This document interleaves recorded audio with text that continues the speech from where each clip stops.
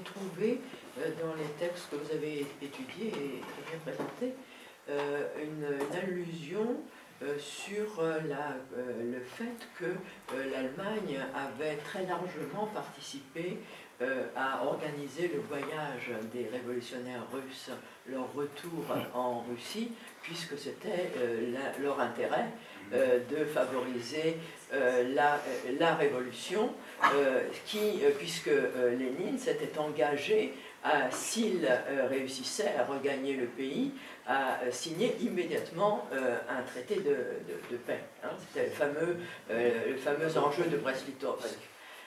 Et donc, sans l'aide allemande, les révolutionnaires russes n'auraient pas pu arriver à temps à Petrograd. Alors oui, autour de Schickele, il n'y a pas d'allusion là-dessus. Il y a ce texte de Stefan Zweig que j'ai évoqué, là, donc, qui a été traduit en français, qui existe. C'est le dernier texte des heures de gloire de l'humanité, Sternstunden der Menschheit, où il raconte très bien cette histoire-là. Alors je n'ai pas cherché non plus là-dessus. Ouais, vous êtes tous en Suisse, donc oui, peut-être...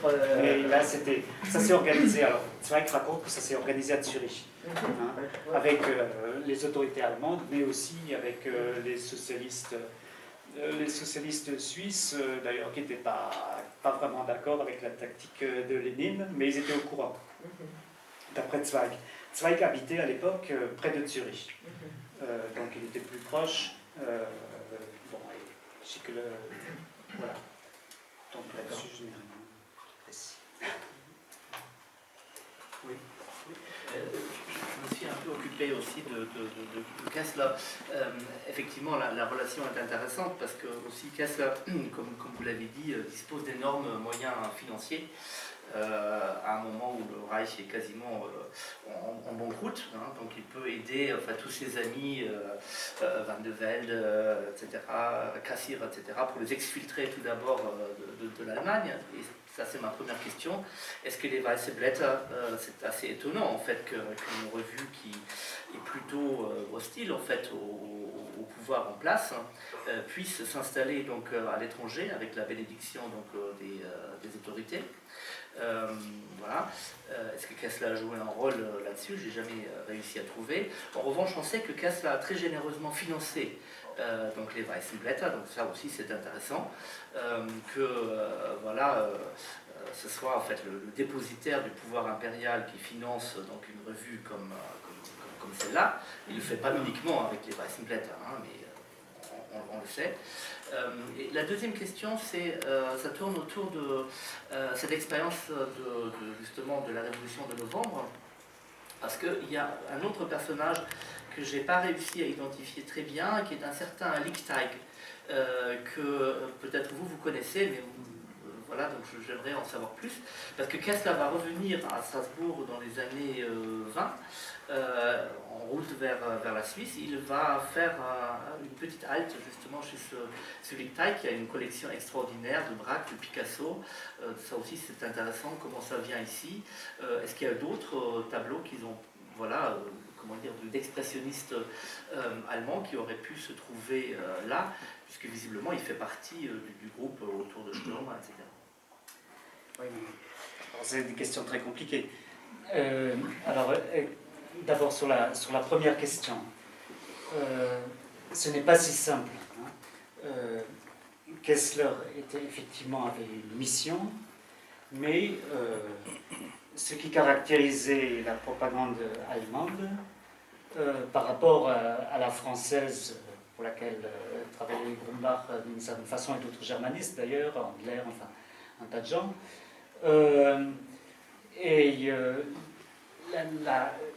Dans l'introduction justement au journal de Kessler, l'auteur, je ne sais plus qui c'était, explique que la propagande allemande par rapport à celle des démocraties françaises ou anglaises était très mal organisée.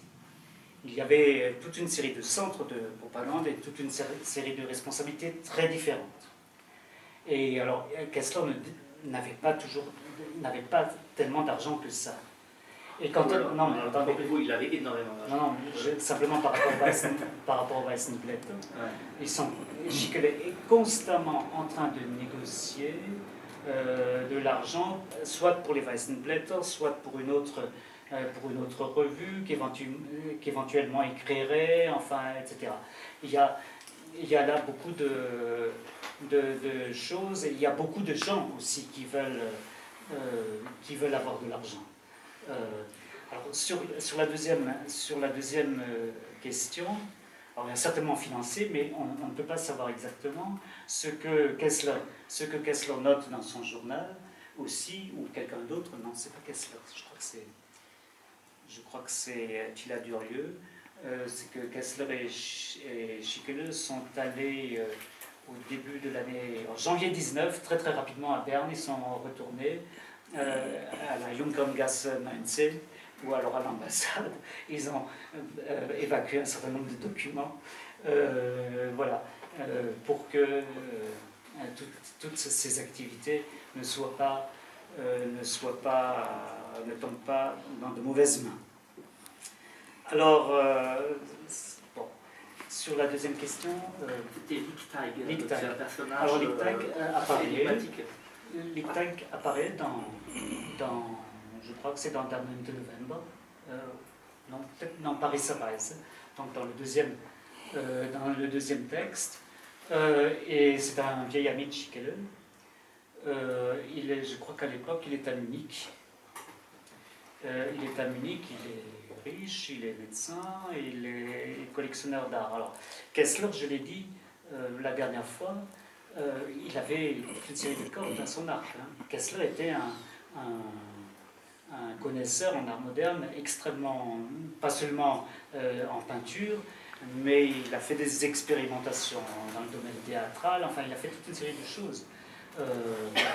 C'est vraiment un personnage extrêmement important dans la vie artistique, avant-guerre déjà, et bon, après-guerre un peu moins, mais voilà. Et la vision dont je vous ai parlé de Schickele, alors elle se passait pas, celle-ci ne se passait pas à Berne, elle se passait à Zurich.